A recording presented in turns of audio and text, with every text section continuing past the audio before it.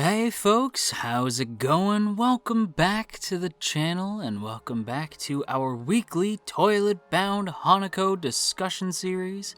And today we're here to talk all about episode 3, the Misaki Stairs, part 1. But before we get into everything, I do want to give a big thank you to those of you who shared last week's video over on Twitter. At Sirius9752, at Matthew3645, at V Dorugo, at FireOtaku845, at Deep Not That Deep, and at Kata Diaz Old 2. Thanks so much for sharing last week's video, everybody. It is super appreciated, and if you too would like to have your name shouted out in next week's Hanako video, then be sure to share this video around on the internet, and then tag me at JoJo Talks Too Much over on Twitter, and I will be sure to shout your name out in next week's video. Alright then, with that said, we're gonna go ahead and dig into this week's episode of Toilet-bound Hanako, and in this week's episode there are really only two specific topics that I really wanted to discuss. That being the Misaki Stairs, of course,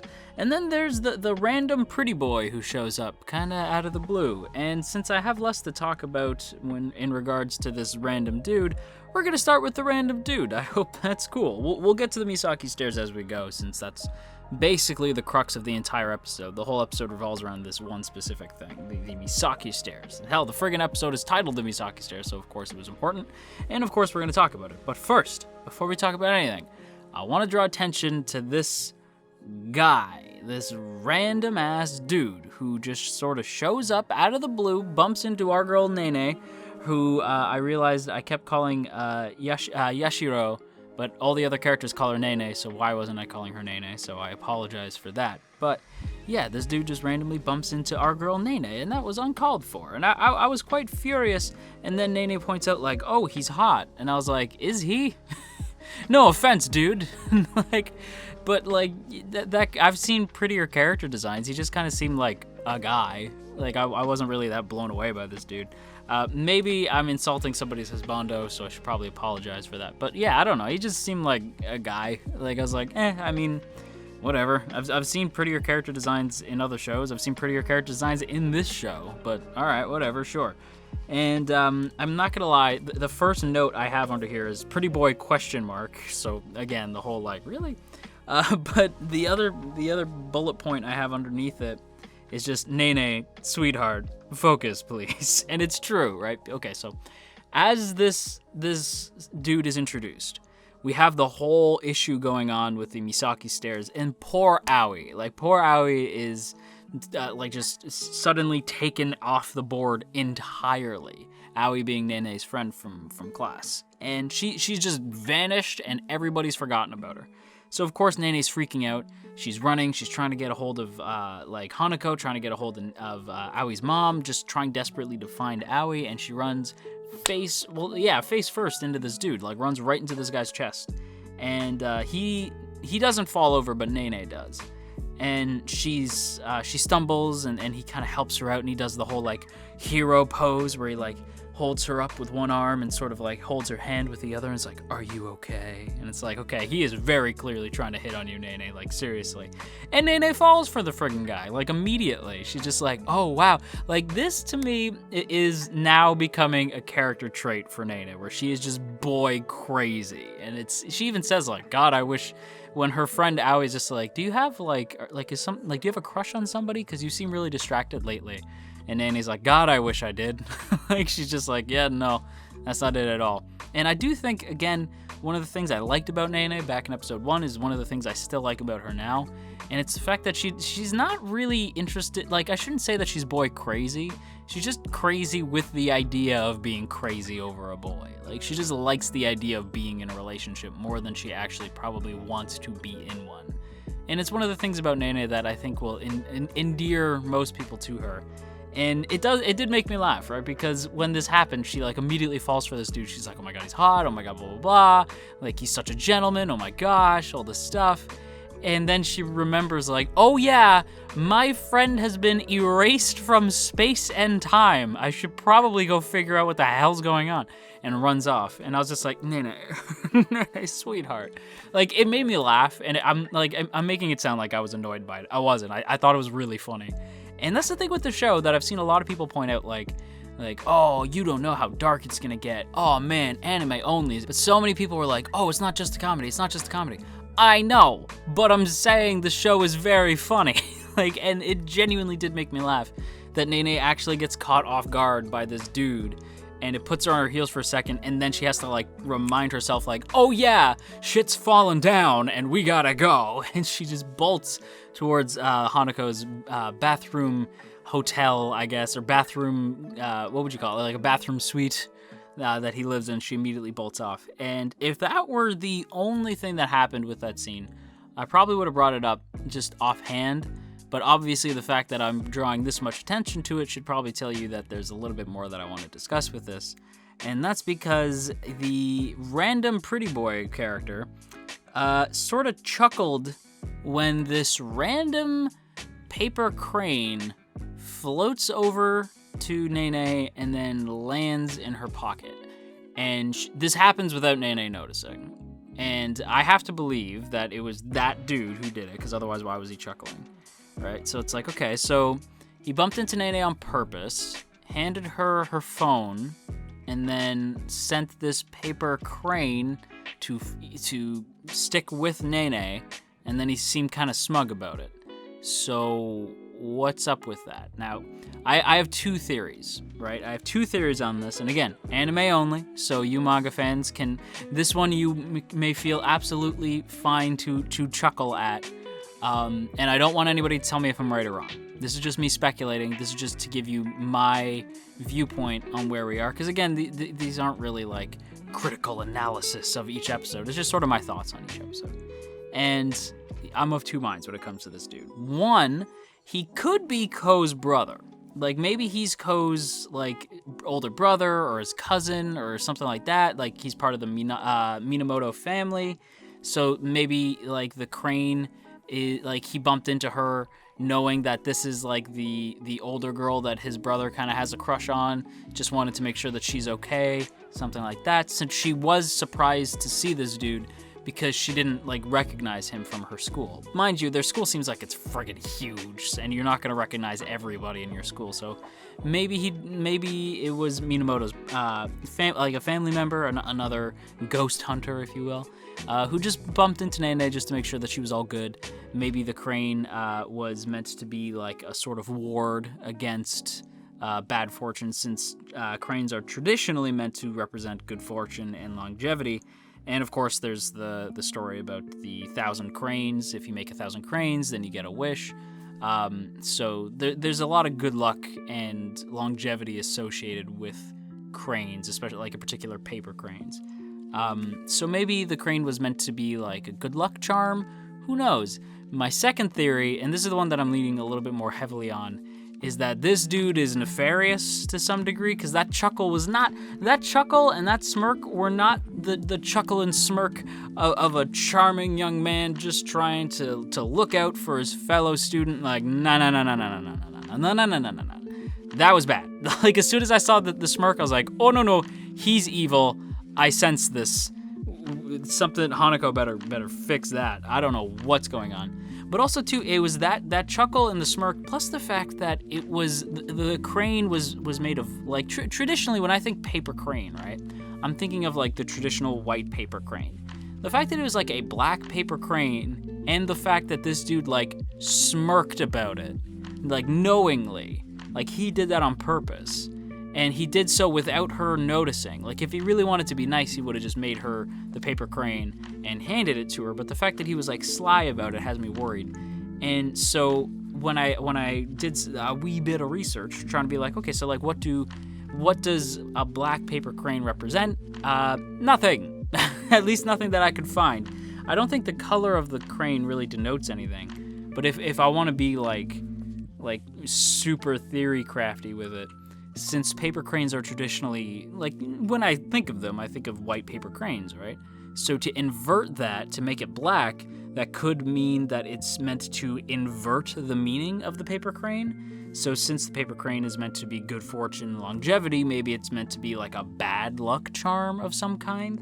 Also, traditionally in Japan, it's believed that a crane's wings carry the soul up to paradise, which is sort of interesting since our characters are currently climbing up a bunch of stairs to get to the ghost at the end of it, Misaki.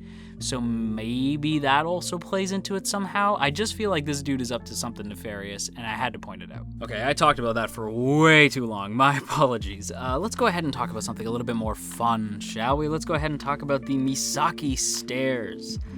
This is the whole crux of the episode, obviously, and this is where things get, to quote James from Dead Meat, they get very spooky.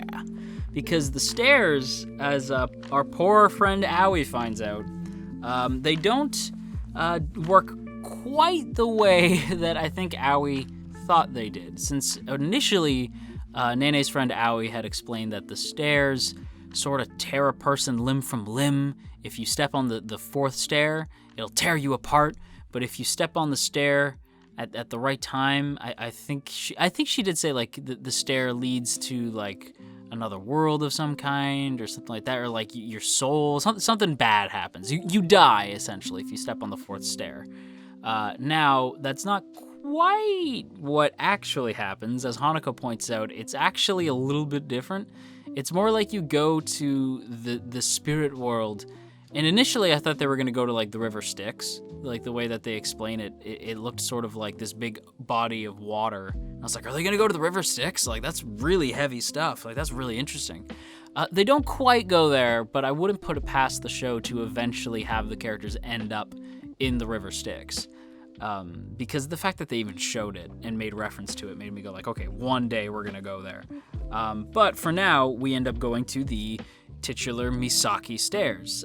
They are located in the school by the art room, I believe, but when you step on them, you go to the actual Misaki Stairs. They're these sort of like big, crazy labyrinth-looking stairs, but like each step is like on its, like it leads to like a structure, like just this random platform on its own with these like creepy doll things with, I believe, kanji for the number 2. It was bizarre. It was really, really friggin' bizarre. But with this, like with anything in this show, whenever they show anything supernatural based, 9 times out of 10, it's gonna look friggin' beautiful. And when our characters go beyond the boundary, cheeky reference, when our characters go beyond the boundary and step into Misaki's Stairs proper, the visuals are just absolutely stunning. And again, I have to shout out the art director, Daiki Kurabayashi, who just nails all the backgrounds in this show. They seriously look so great. It's both Kurabayashi, but also like a shout out to the original mangaka, Iro Aida, because again, like it's just some really phenomenal stuff. To adapt Ida's work into anime. Now, I haven't seen most of Ida's work. I've only like heard in passing that like the art in the manga is just as good. So to transition it into anime, the way that Kurabayashi does really is a testament to their skill. Like the art is just so good, and the way they make Misaki Stairs feel sort of like otherworldly, but not in like a way that we've seen in the show. Like normally, like we get things like the Moki, or we get like the mermaid, which was like freaky looking, but at the same time there was still this sort of elegance to it. A lot of things in the show are very elegant, but when the show wants to get unsettling, it really, really does. Like we got that last week with Hanako. We get it a little bit with the mermaid in episode 1, but this was like the background here was this bizarre mix of like something like really pretty to look at, and yet at the same time you knew you didn't want to be there. Like you knew it was wrong. Something about it just wasn't right. Like, cause it sort of like tricks your mind, right? Cause your brain's like, well, the floor wouldn't hold up there, and yet it is. And the stairs, there's doors, but they don't lead anywhere. But then there's other floors that don't have any connection. We have to go up. Wow, it's very like, it's just very mind screwy in a very fun way. It's not like super duper mind screwy. It's not like It Invaded or Pet or something like that, but it's very bizarre to look at in a really fun way. And I just thought they nailed the look of the stairs. It was really, really top tier stuff. And may I say, by the way, that I feel like we are on the verge of the newest trio. I feel like every season I find like the golden trio. There's always a trio. I don't know what it is, but there's something nice about a trinity of characters, right? A trifecta, a triforce, if you will. Most shows have a trinity. I don't know why, but there's always a trinity. And with the winter 2020 season, it's gonna come from Hanako. There's just something about Ko, Nene, and Hanako getting together that just sort of works. Like, especially the way that Minamoto or Ko, like, and Hanako bounce off each other, like that sort of head buddy, like, I'm better, no, you're better, like I'm better, no, I'm better, that type of, like, you're an idiot, no, you're an idiot, like the way they get into each other's face. And with Ko, it's much more childish, right? Because he's the youngest of the three. And Hanako is I believe he points out he's relatively old. Like, his body died young, but he has been a spirit for quite a while, so he's a little bit more mature. But, like, by a little bit. Like, he's still that mischievous ghost that we've come to know and love. And he's constantly like, oh, like, if you get chopped up into pieces, don't come crying to me, blah, blah, blah. Like, oh, you want to go off the beaten path? Well, I mean, Misaki might try to kill you, but you go ahead and you try. Like, the way he's constantly sort of goading Ko into getting into these situations. It's just sort of fun, but at the same time, I want to point out that when stuff pops off, Hanako doesn't just protect Nene like he said he was going to, he protects both of them, because that's his job. As Hanako has pointed out several times, he is one of the 7 wonders of this school, and that means protecting both the humans and the spiritual beings from each other, keeping the balance. And so that means he's got to protect both of them, even though Ko clearly tried to kill him, and even though Ko really gets on his nerve, well, kill, I guess you can't kill a ghost, tried to banish him, whatever you want to say, exorcise him, whatever. He tried to get rid of him. He's still going to go out of his way to protect Ko and Nene if he can. And the action scene in this episode as well, it was, again, it just really fit that sort of unsettling nature. Seeing those weird, creepy doll things like reach out and grab Nene as they're running up the stairs, and then Hanako has this face of like actual panic. He genuinely was worried, like really, really worried. Because it's not just the dolls that were chasing our trio. Oh no, it's a gigantic pair of scissors. Oh my, skizzers. Very scary. That's not me like mocking the show, by the way. Scissors are scary. Like, scissors are very scary. But I wonder what the scissors represent. Like, why scissors specifically? Because it's a classroom? I guess you would find scissors in a classroom. And it seemed like the dolls, why do they have the number 2 on their face? Oh no, wait, they definitely have the number 2 on their face for a reason, and that is because Misaki, as we find out, is the number 2 of the 7 wonders. She's the second of the 7 wonders, and I find that that has to explain why those dolls have the number 2 on their face. So that, I may have just answered my own question. But the scissors, that's very interesting. Was she killed with scissors? Is that why they're there? That must be it. Or maybe it's not. I don't know. I'm not too sure. But what I do know is that this episode was very spooky in all the right ways, and I enjoyed it immensely. And my timer has been going off for a little bit now. It's blinking at me. I've had a few folks tell me that these videos go on too long now. And I have to agree. I try to keep these videos between 15 to 20 minutes. Lately, they've been 20 to 25, and I'm trying to tone it back down a little bit, but don't forget who you guys subscribe to and who you guys watch, okay? JoJo talks too much. I'm trying, but I'm not gonna make any promises about shorter videos, but I will try. With that said, everybody, I'm gonna go ahead and give this week's episode of Toilet-bound Hanako a really solid A. This is a fantastic start to this two-parter. I can't wait to find out what happens next week. And that's gonna do it for today's video, everybody, so I hope you guys enjoyed, and before we go, as always, I have to give a big thank you to the good folks over on Patreon, especially those in the Earl Grey tier: Andrew W., Calvin A., Crowbar of Irony, Daniel G., Digger the Fox, Dominic G., Ionos, Urza, Ginkutaku, Godzilla Fan, No For Nothing, Maria Teresa, Marshall B., Mirth Mouser, Cell, Shadow Creative, Sipco Games, Somastan, Stephen G., Sakochi, Tristan G., and Verdon. A huge thank you to all of you in the T Squadron for your continued support, and if you too would like to join the T Squadron, then be sure to check out the first link in the description to check out our Patreon page,